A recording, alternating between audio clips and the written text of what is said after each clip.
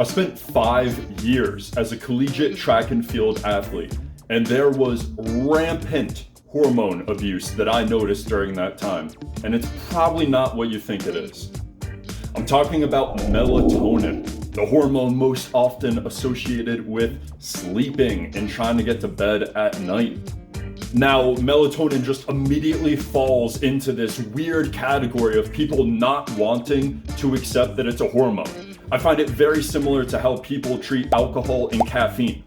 The amount of times during college that at the cafeteria in the morning, I'd be talking to my friends and they would say something like, oh, people that do drugs are idiots, and like, I wouldn't be caught being a loser doing drugs or something, while they're having a cup of coffee, telling me about how they went out to a party drinking the night before.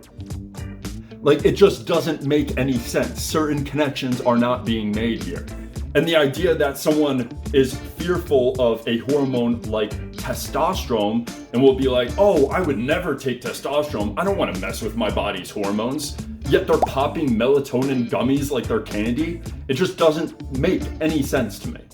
Now, this isn't to say that there aren't a ton of benefits to melatonin. Melatonin has been shown in a ton of studies to help with insomnia, jet lag, and conditions where people aren't able to get regular sleep multiple nights in a row.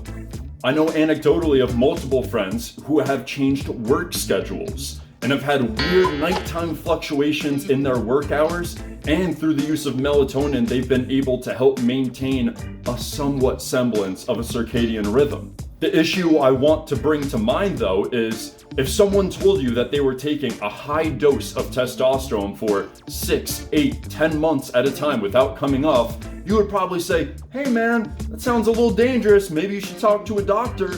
Maybe you should think about tapering off, doing some post-cycle therapy. But everyone takes melatonin, and everyone ramps up their dose. Oh, I'll just eat 3 gummies tonight. I really need to have a good night of sleep. Let me eat an extra gummy.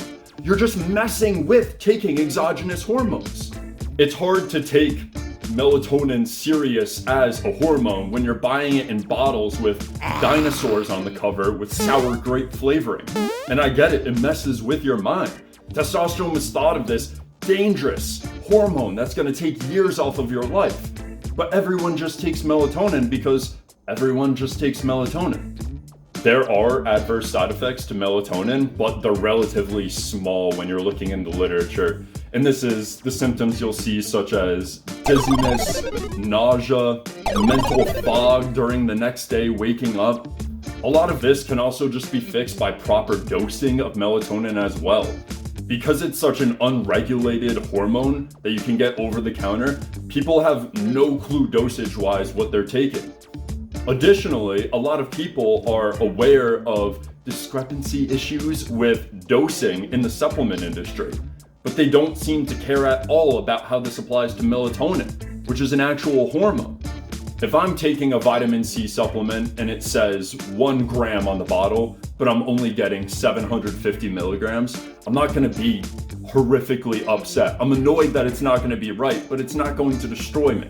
However, if I'm getting something of melatonin that says 5 milligrams, but the potency might be 2 milligrams, well then I might start amping up the amount of melatonin I'm taking. So, I think now I'm taking 15 milligrams of melatonin, where in reality I'm only taking 6. If I then switch brands to a brand of melatonin that accurately displays the amount of melatonin in the supplement, now maybe I'm taking 15 grams of melatonin when I was only taking 6 before. And I've almost tripled the amount of a hormone that I'm taking in just one day. People will also sometimes try and come off of melatonin, saying, oh, I gotta stop taking that and wasting my money on it. And then they realize that by not taking it, suddenly now they have symptoms of insomnia, when they might not have even had it originally to begin with.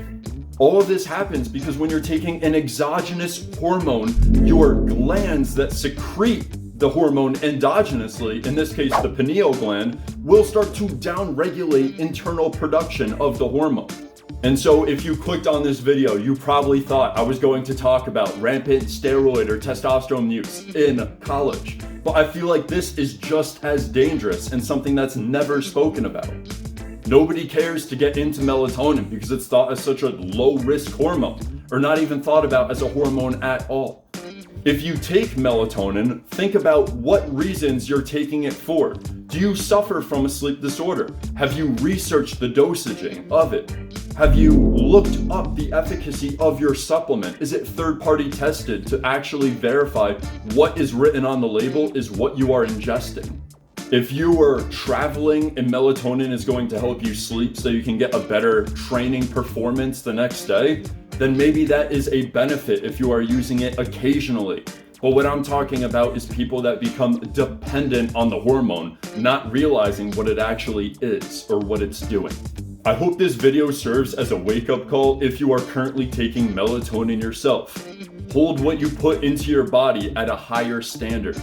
Thank you for watching the video this week, and I look forward to seeing you with another video real soon.